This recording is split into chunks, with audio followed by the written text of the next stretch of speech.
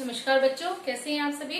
बच्चों, हम पढ़ रहे थे आपकी जो बुक है आरुता काव्य खंड का चैप्टर आओ मिलकर बचाएं, जिनकी लेखिका है निर्मला पुतुल। तो बच्चों, कल की क्लास में हमारा जो काव्यांश की पोयम जो की एक्सप्रेशन था वो कंप्लीट करा दिया है मैंने। आइए काव्यांश के जो क्वेश्चन आंसर्स बनते हैं वो आज हम डिस्कस करते हैं, देखते हैं। माटी का रंग प्रयोग करते हुए किस बात की ओर संकेत किया गया है, पहला क्वेश्चन बना है इसमें। देखो बच्चों, माटी का जो रंग है उसका प्रयोग करते हुए जो हमारी कवयित्री है उसने संथाल क्षेत्र में रहने वाले जो आदिवासी लोग हैं उनका जो जीवन है दिन पे दिन विस्थापित हो जा रहा है तथा उनका जो अस्तित्व है धीरे धीरे समाप्त हो जा रहा है। उनके अस्तित्व की जो पहचान है कहीं ना कहीं उसकी ओर संकेत कर रही है। कवयित्री चाहती हैं कि संपूर्ण जो मानव जाति है वो प्रयास करे ताकि आज होने वाली जो प्रकृति का विनाश है वो रुक सके, हमारे जो वन हैं, क्षेत्र हैं, सुरक्षित रह सके। वनों में रहने वाले संताल क्षेत्र के आदिवासी समाज के जो लोग हैं उनकी कहीं ना कहीं जो पहचान है वो जिंदा रह सके। उनके चेहरे पर झलकता संताल क्षेत्र का मिट्टी का जो रंग है वो सदैव क्या हो, बना रहे। आइए दूसरा क्वेश्चन देखते हैं। भाषा में झारखंडीपन से क्या अभिप्राय है। भाषा में झारखंडीपन से बच्चों अभिप्राय है कि भाषा में आए झारखंड प्रदेश के क्षेत्रीय प्रभाव से है। क्षेत्रीय आधार पर भाषा का जो स्वरूप है वो बदल जाता है। भाषा में क्षेत्रीयता के गुण अपने आप समाहित हो जाते हैं। यही क्षेत्रीयता का प्रभाव जातियों की जो पहचान है वो बन जाता है। कवयित्री बच्चों चाहती हैं कि संताल क्षेत्र में रहने वाले आदिवासी समाज की भाषा का झारखंडीपन क्या रहे, हमेशा बरकरार रहे, कभी भी समाप्त नहीं हो। कवयित्री मानव जाति से आग्रह करती हैं कि वे प्रकृति के विनाश को बचाएं। प्रकृति से बचने से आदिवासी जातियों का जो अस्तित्व है वो तो बचेगा ही और भाषा का जो प्राचीन क्षेत्रीय रूप है वो भी कहीं ना कहीं सुरक्षित रहेगा। कवयित्री क्षेत्रीय भाषा और जातियों के अस्तित्व को बचाने का आग्रह करती है। आइए तीसरा देखते हैं। दिल के भोलेपन के साथ साथ अक्कड़पन और जुझारूपन को भी बचाने की आवश्यकता पर क्यों बल दिया गया है। दिल का भोलापन मानव को छल कपट से दूर रहकर प्रेम और भाईचारे का जीवन जीने की प्रेरणा देता है। तो स्वभाव है बच्चों कि स्वभाव का अक्कड़पन और जुझारूपन काम को पूरी लगन और मेहनत से एकाग्रचित होकर करने की शक्ति भी प्रदान करता है।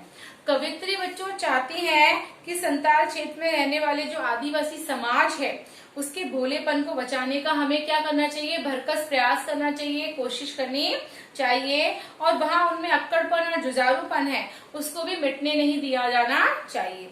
यही गुण उनकी लक्ष्य प्राप्ति में कहीं ना कहीं सहायता करते हैं। आइए नेक्स्ट क्वेश्चन देखते हैं। प्रस्तुत कविता आदिवासी समाज की किन बुराइयों की ओर संकेत करती है। देखिए इस कविता में संकेत में कहा गया है कि आदिवासी समाज जो संपूर्णता वन संसाधन पर ही निर्भर होता है पूरी तरह सा। वनों से प्राप्त जो लकड़ी है, शिकार है आदि से ही उनकी जो दिनचर्या है और उनका जीविकोपार्जन है वो चलती है। आज वनों के विनाश का जो संकट है बहुत तेजी से उभर कर सामने आया है तो इस आदिवासी समाज के अस्तित्व को खतरा पैदा हो गया है। ये लोग अशिक्षित हैं, शिक्षा के अभाव में तथा जागरूकता की कमी के कारण ये किसी और व्यवसाय की ओर उन्मुख नहीं हो पा रहे हैं क्योंकि उन्हें शिक्षा नहीं है, नॉलेज नहीं है, वो किसी भी प्रकार का व्यवसाय नहीं कर पाते हैं। अपने विस्थापन का जो खतरा है वो पैदा होते ही अपना जो उत्साह है वो क्या कर देते हैं, खो बैठते हैं। इनके भीतर की उमंग और जो जोश है वो क्या हो गई है, पूरी तरह से ठंडी पड़ चुकी है, अर्थात कहीं ना कहीं उनकी उत्साह उमंग पूरी तरह से ठंडे हो गए हैं। इनके जो गीत है और होठों की जो हंसी है वो कहीं ना कहीं विलुप्त हो गई है और अज्ञान के कारण ये अभी तक तीर, धनुष, कुल्हाड़ी जैसे प्राचीन साधनों के द्वारा ही शिकार करते हैं। ये सब पहलू इस जाति के नकारात्मक पक्ष की ओर कहीं ना कहीं बच्चों संकेत करते हैं। आइए नेक्स्ट क्वेश्चन देखते हैं।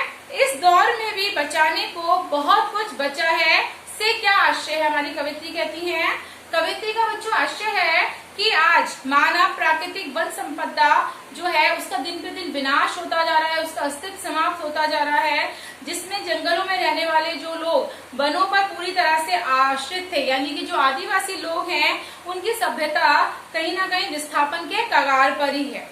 अभी भी ऐसा बहुत कुछ है जिसे हम अपने प्रयासों से, अपनी कोशिश से पूरी तरह से क्या कर सकते हैं, बचा सकते हैं। लोगों का विश्वास हम कहीं ना कहीं बचा सकते हैं। टूटती हुई उम्मीद को हम जीवित रख सकते हैं और जीवित करके हम अपने प्रयासों से उसे कहीं ना कहीं आशा की एक किरण दिखा सकते हैं।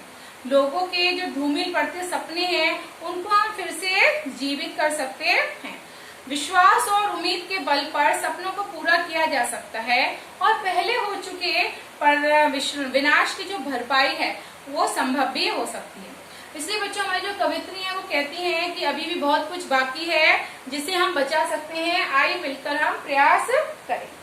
आइए अपना नेक्स्ट क्वेश्चन देखते हैं। निम्नलिखित पंक्तियों के काव्य सौंदर्य को बताइए। ठंडी होती दिनचर्या में जीवन की गर्माहट, थोड़ा सा विश्वास, थोड़ी सी उम्मीद, थोड़े से सपने, आओ मिलकर बचाएं।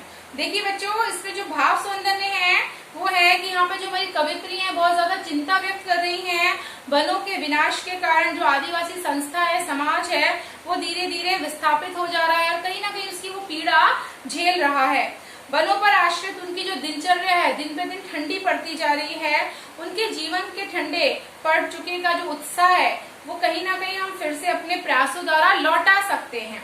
उनके जीवन की जो उमंग है, कोशिश है, उनको हम वापस से क्या कर सकते हैं, जगा सकते हैं, जिससे वे फिर अपनी दिनचर्या को उत्साह से परिपूर्ण कर सकती हैं।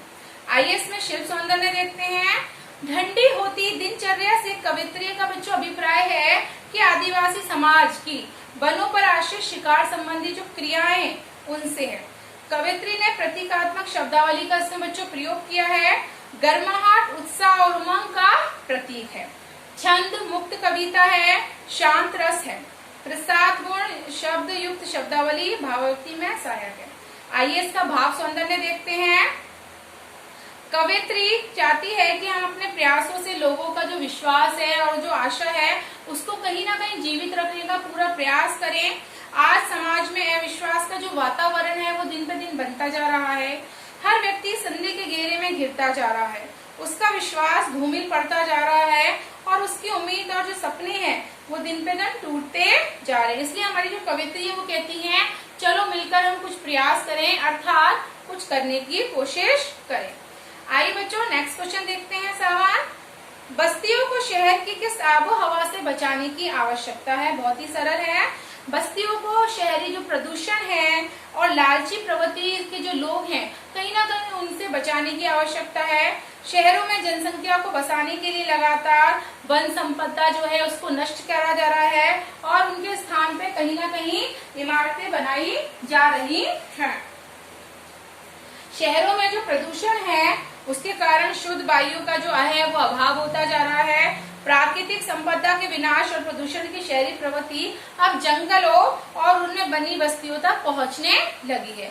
हम अपने जंगलों और बस्तियों को शहरी प्रदूषण से बचाने का पूरा भरसक प्रयास करें। तो बच्चों ये आपके आओ मिलकर बचाए जो चैप्टर था काव्य खंड का उसके प्रश्न उत्तर थे जो आज कंप्लीट हो गए हैं। थैंक यू बच्चों।